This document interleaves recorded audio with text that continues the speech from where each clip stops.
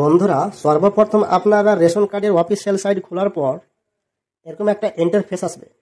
এরকম একটা ইন্টারফেস আসার পর বন্ধুরা, আপনি এখানে কি করবেন? এখানে আপনারা দেখতে পাচ্ছেন সিটিজেন হোম। এই সিটিজেন হোমে আপনারা ক্লিক করবেন। সিটিজেন হোমে ক্লিক করার পর বন্ধুরা, নিউ একটা পেজ খুলবে। পেজ খোলার পর আপনারা স্ক্রল করবেন।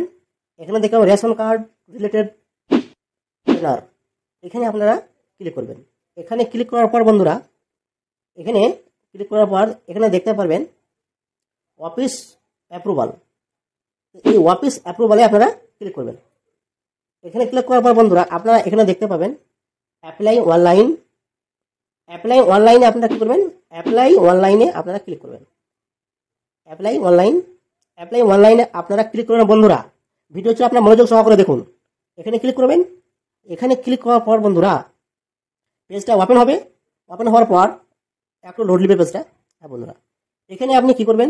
এখানে রেশন কার্ড যে অ্যাপ্লাই করবেন, যে পরিবারের আপনি রেশন কার্ড অ্যাপ্লাই করবেন, সে পরিবারের যে কোনো একটা আধার নাম্বার আপনাকে এখানে ইনপুট করতে হবে।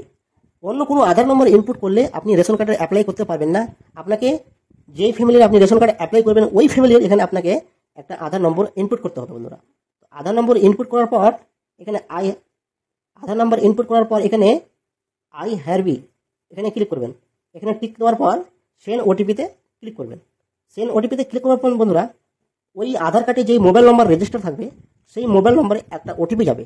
আপনারা কি করবেন? ওই ওটিপিটা ওখানে ইনপুট করবেন।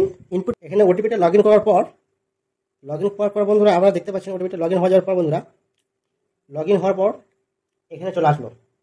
যেই রেশন কার্ডটাতে আপনি এখানে লগ ইন করলেন, সেই রেশন কার্ডটার পুরো ডিটেলসটা এখানে চলে আসলো বন্ধুরা। আপনি এখানে কি করবেন? এসে ক্লিক করবেন। দেখতে পাচ্ছেন এখানে আপনারা এসে ক্লিক করবেন।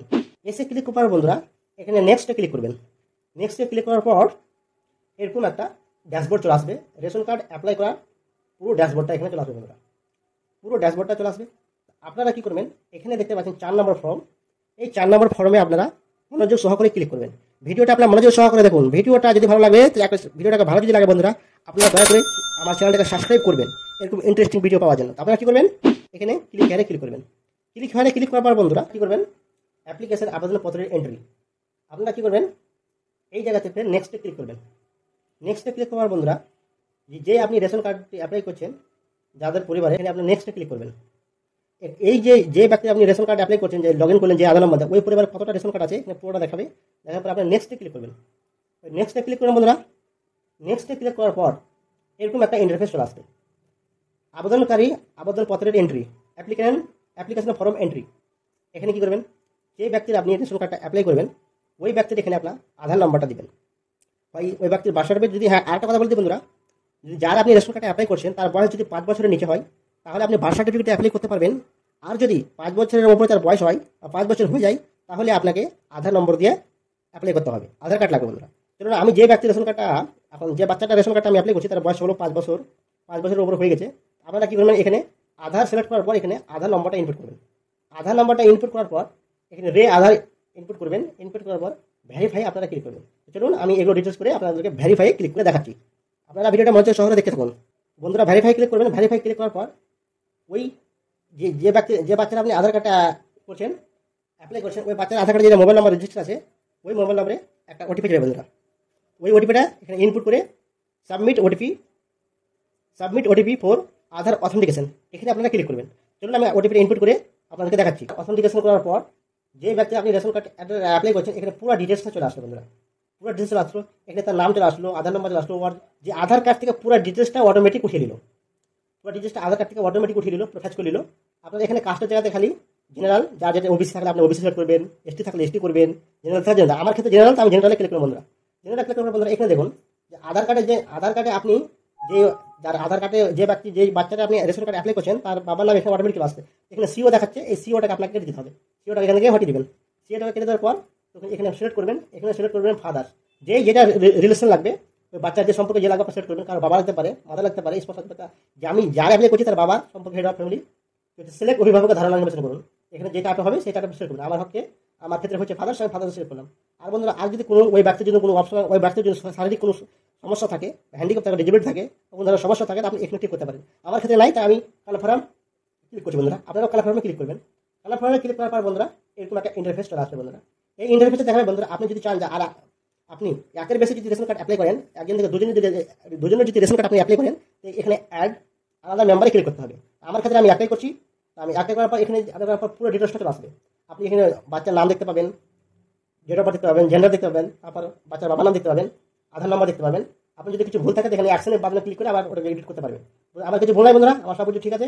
আমার যে ব্যক্তি আমি অ্যাপ্লাই করি বাচ্চা অ্যাপ্লাই সব কিছু ঠিক আছে বন্ধুরা। সব কিছু ঠিক থাকার পরে বন্ধুরা এখানে দুটো ক্লিক করবেন।